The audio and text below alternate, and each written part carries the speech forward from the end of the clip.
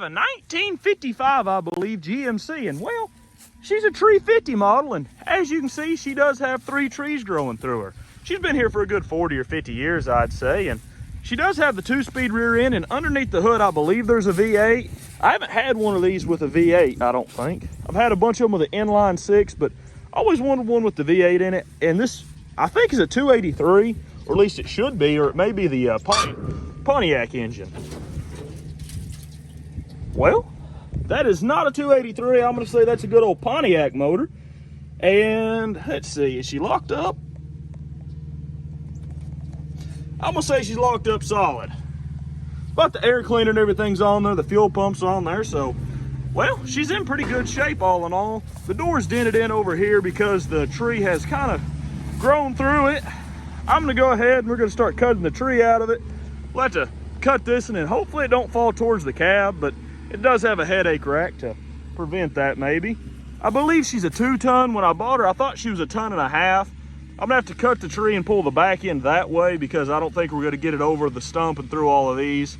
I think they got a skid steer here that they can push it around with, but well, I'm gonna go ahead and get her out of here. We'll get her back home and we'll get her running. I would try to get her running here, but it's like 2 hours from home and it's a lot easier just to bring it home because when we need odds and end parts, we can always go to the parts store, dig through all the parts we got. And she is a GMC because she does have the different gauges. And also another neat thing about GMCs, I believe this is supposed to be white and the Chevys were not. And right there it should say, that should tell you what year it is. I'm not sure how to read that exactly. I'll have to Google that. But clutch is stuck to the flywheel because I don't feel any pressure on that when you press in. All in all, the windshield and stuff ain't rusted out.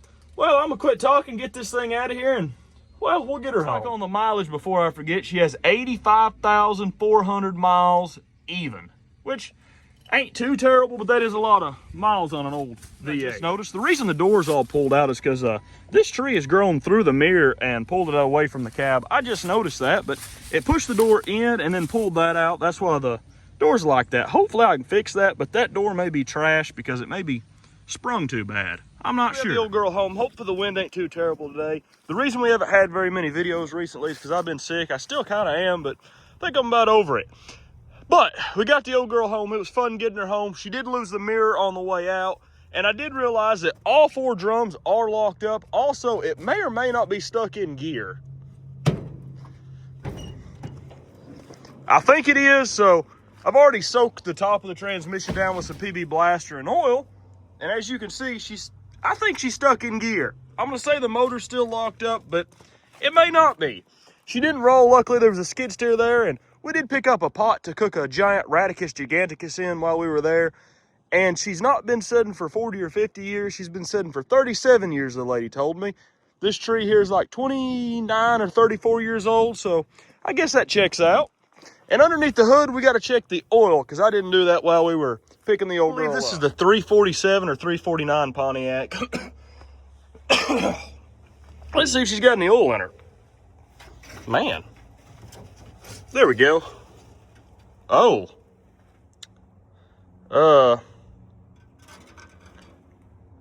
That's just straight water down there. And she's full all the way to here. The full line should be down there somewhere. And I think the dipstick is kind of rusted away down there. That's always it's always a good sign. There's oil. She was full on oil, you can see here, and the rest of that's water. So there's probably 5 quarts of oil and about 10 quarts of water down in there. I went ahead and heated the oil plug up, and it was in there pretty good. At first I thought it was rounded off, but it was just covered in a bunch of grease.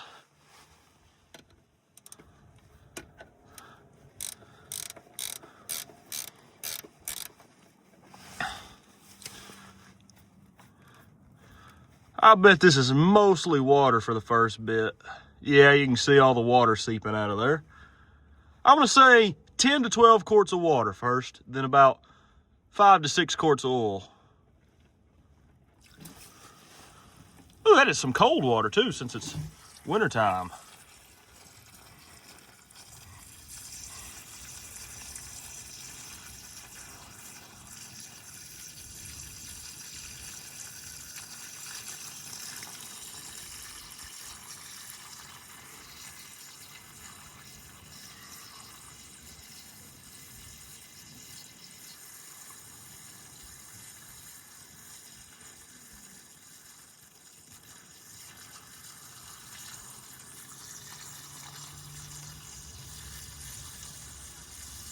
really getting with it now.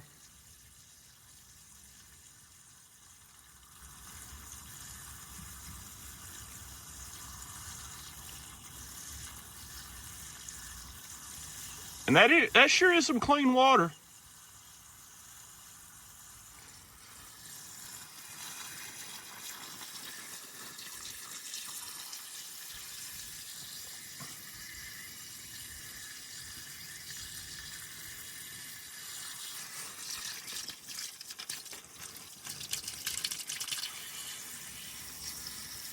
Oh, it's starting to get a little oil.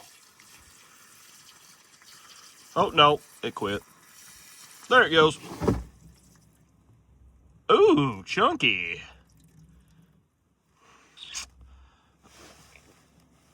Okay, there may just be 2 drops of oil in there. That's always good.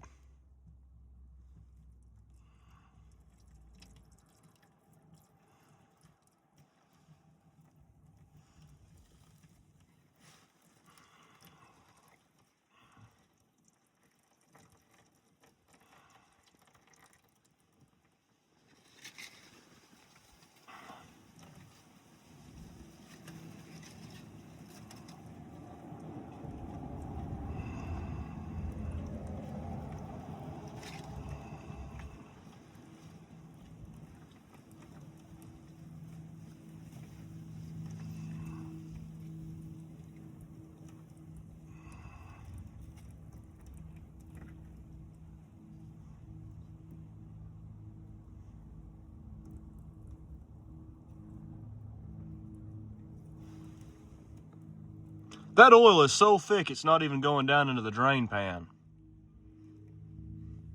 Do I have the little vent open? I bet you I need to.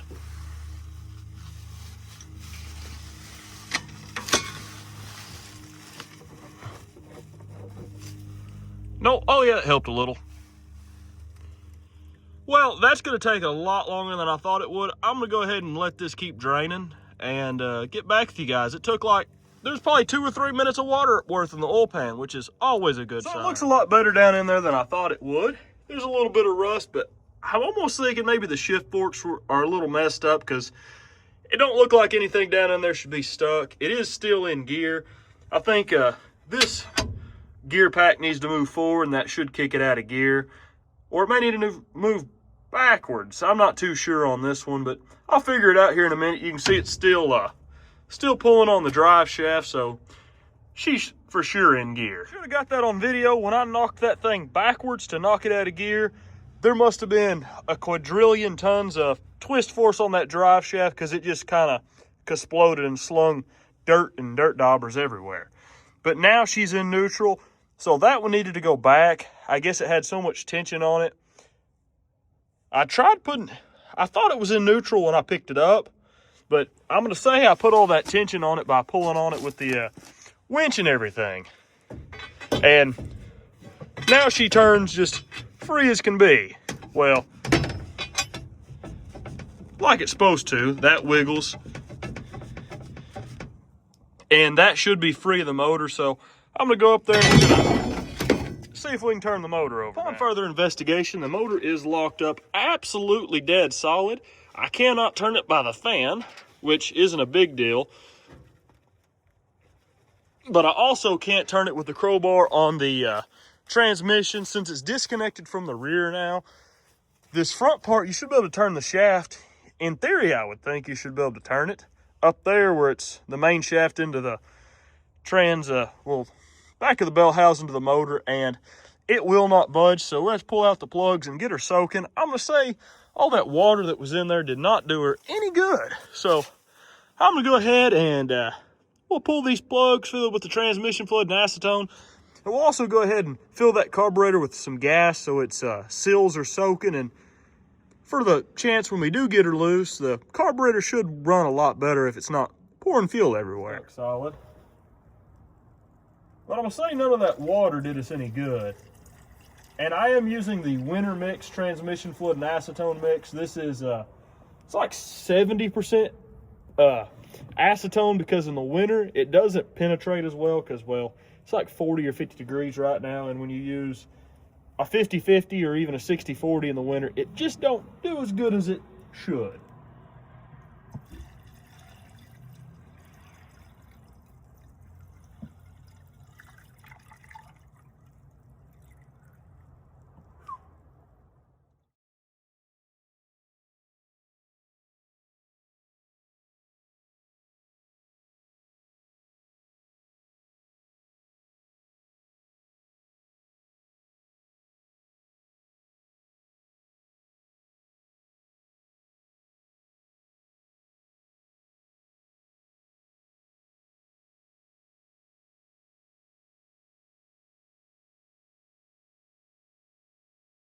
I apologize for the wind if the wind's bad, but I went ahead and we pulled the spark plugs. And well, it ain't looking too good. Well, it ain't bad, but all of them have a rather bit of rust on it. Like, a lot more than I would like to see. This one has a lot of it on there. But this side was better than the other side. One of these, I don't know which one it is. This one here was just packed with rust. So it ain't terrible. I'm gonna go ahead and fill the cylinders up. We did fill the intake, and that should be sitting on the back side of the valves. And it's been sitting for a couple of days, but this one here had some transmission fluid and acetone on it, but the rest of them did not. And well, I'm gonna fill the cylinders and we'll give it a couple of days, because I don't think we even have I think we have a little bit of a wiggle. I think we did the other day, but I'm not really sure if we do or if something's just loose. Hook the battery up. She's set for another day with some transmission fluid and acetone down in there. This one doesn't have a kickdown starter. I thought it would. It has just a normal solenoid style starter. So at some point I'm gonna say someone changed that, because I'm pretty sure all these had the kickdown solenoid. See if the starter works.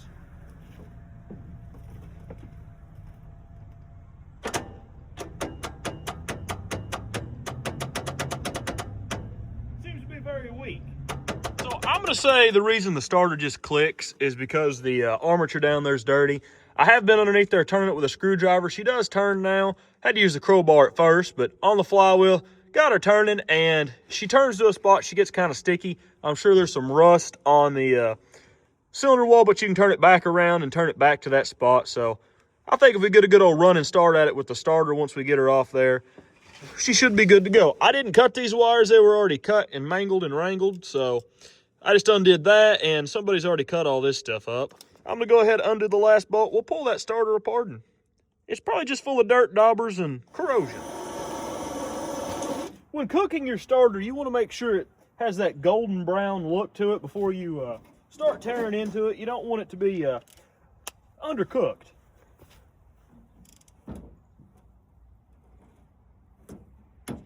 Okay, it's not going to break. The reason I heated it up is because these bolts that go through the body of the starter have a bad habit of breaking. Especially the bottom one, because that's where all the moisture and water gets. And you can see this starter may be burned up. That's a lot of black burnt stuff in there that shouldn't be in there.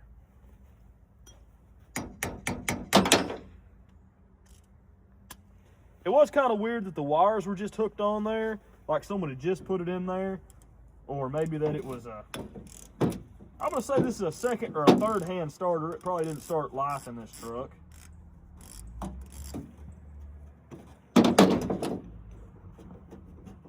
Let's see. I'll wait, take this part, because then you got to put them brushes back. Oh, it don't look bad at all. Why she ain't working? It's stuck. It was stuck. That could be a problem. So I'm going to spray that off with some starting fluid, and we're going to sandpaper that in there. This is one of the easier to do starters because you can just hold these back rather easy.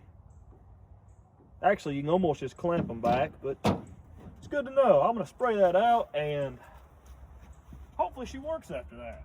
The brushes and everything in there look surprisingly good, and that is still Delco Remy original parts in there. At least they may have been replaced, but they're at least replaced with the original ones. You can see some wear on the brushes, but it's nothing terrible. The armature's still halfway there. I'm going to say it's this corrosion where the brushes were set and why she wouldn't work. So I'm gonna sand all that off and we'll test her before we put her back in there to make sure this solenoid is triggering the electric motor, because it is kicking out the Bendix.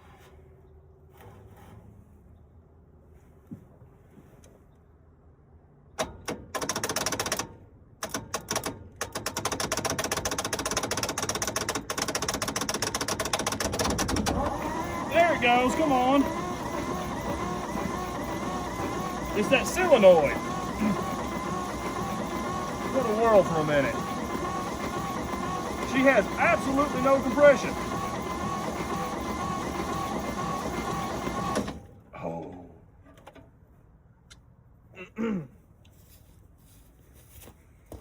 Got to show you guys something over on the other side. So I don't think I've ever seen this before. If you look down there at that cylinder, it's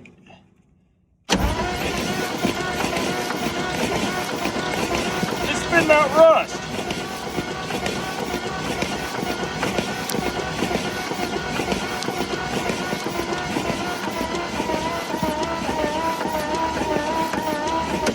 I thought I got all the cylinders with the transmission fluid and acetone. I guess I missed that cylinder, but it's spitting out leaves and other debris, which I haven't really seen before. I've seen stuff down in them before, but never them spitting it out. I'm going to say the exhaust valve was open and the rats have crawled in it. And because you can see the exhaust is completely rusted off, they crawled up in there, crawled down in the exhaust valve and filled it full of crap. That is probably why it was sticking and winding back, because it was putting so much pressure on all that crud down in there. And finally it just broke up and it's spitting it out the spark plug hole. I'm not sure how I'm going to get that out of there. I don't want to have to pull the head, but may have to.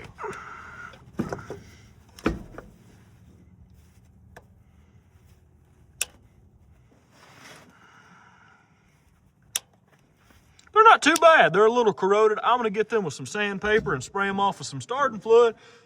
We'll hook a coil up, throw the plugs in there, and see what she'll do.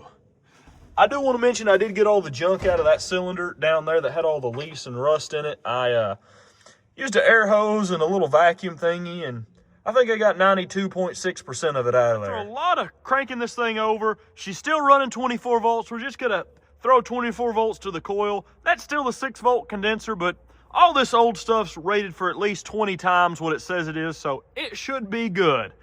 She does crank a little faster now. I put the plugs back in there. We've got the coil. We'll hook it up, and we're going to throw some ether at her, let her run for a bit, and switch her over to gas, and hopefully we can get her running and put her in gear and break the wheels loose, because all 4 drums are locked up, and she don't want to roll anywhere. Let's give this thing a go. We got some starting fluid, and one of these wires does the fancy thing. It'll probably take a few cranks for her to hit, because she has been full of transmission fluid and everything else underneath the sun. Come on, little girl.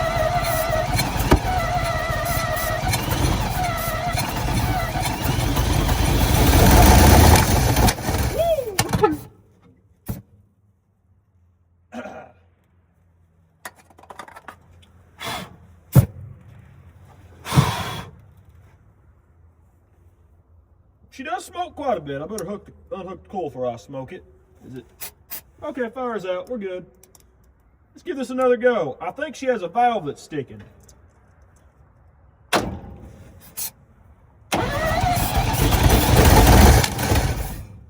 on now.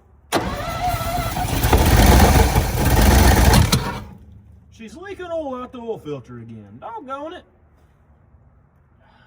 Well, I'm going to unhook the coil, crawl back underneath there. We keep having troubles with that canister oil filter. It don't want to fit on there right, and, well, she's leaking. As you can see, she's pouring oil out of that.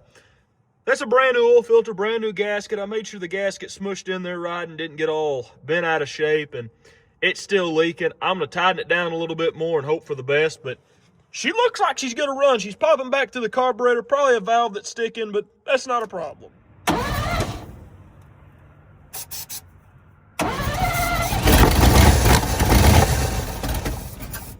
It's not leaking. Okay. Why is it trying to rev to the moon? She's not leaking. That alone is good.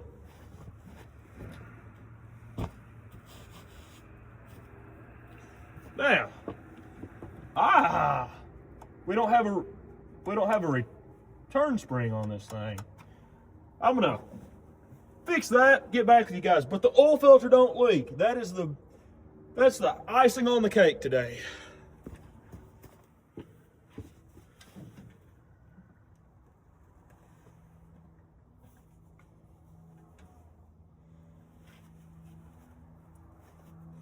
I'm probably gonna get covered in oil in a second because, you know, I filled that cylinder full, so let's give her a go.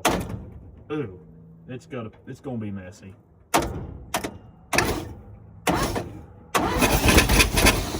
There we go.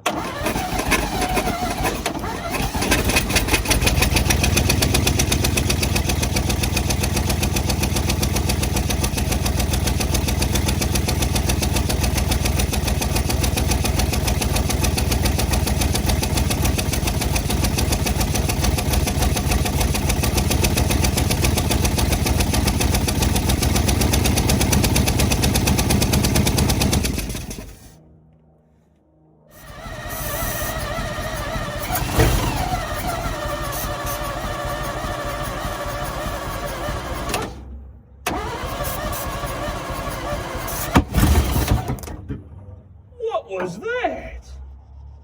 That was interesting.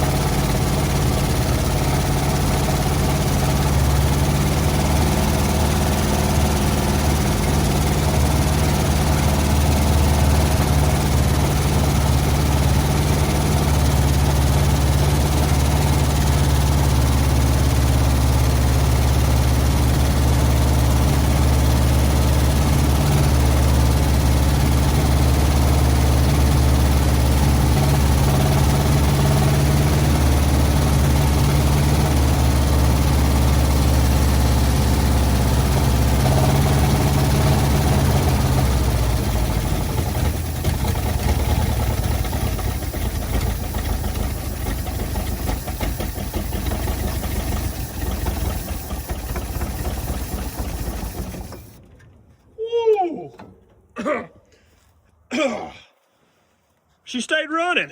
She might have ate a little bit of dirt there, but you can see she creates a pretty good smoke cloud.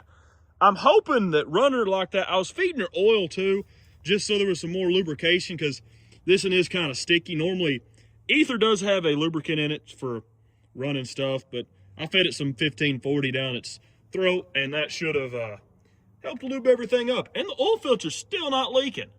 So that's a plus. I'm gonna put you guys back up here, and I'm gonna see if the starter still turns easy-ish. That's what we were going for mainly. That ain't good.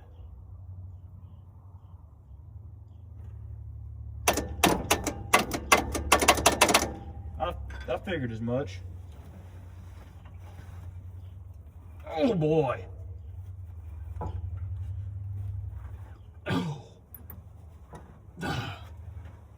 Whew.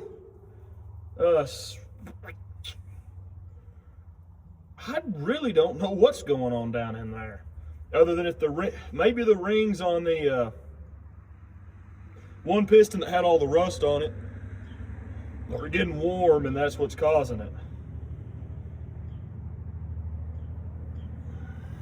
Because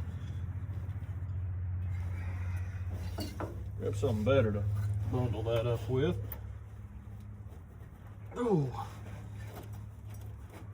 Oh, there we go.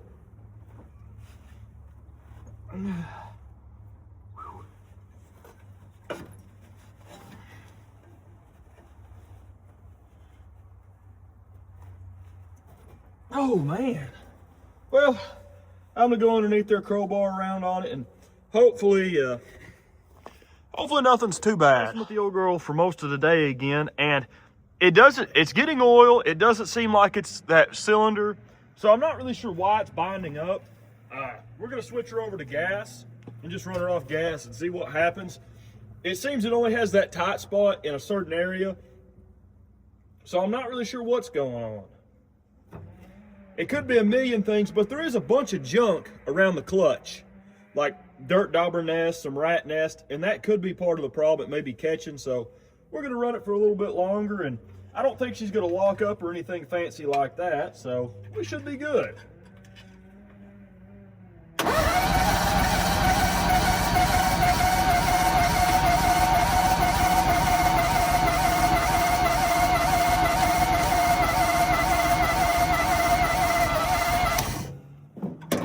That was strange. Starter decided just to stay on. Not sure why. It's still on? No. Okay. Hopefully it don't do that again. We're good. Don't know what that was about. She has gas in her, so.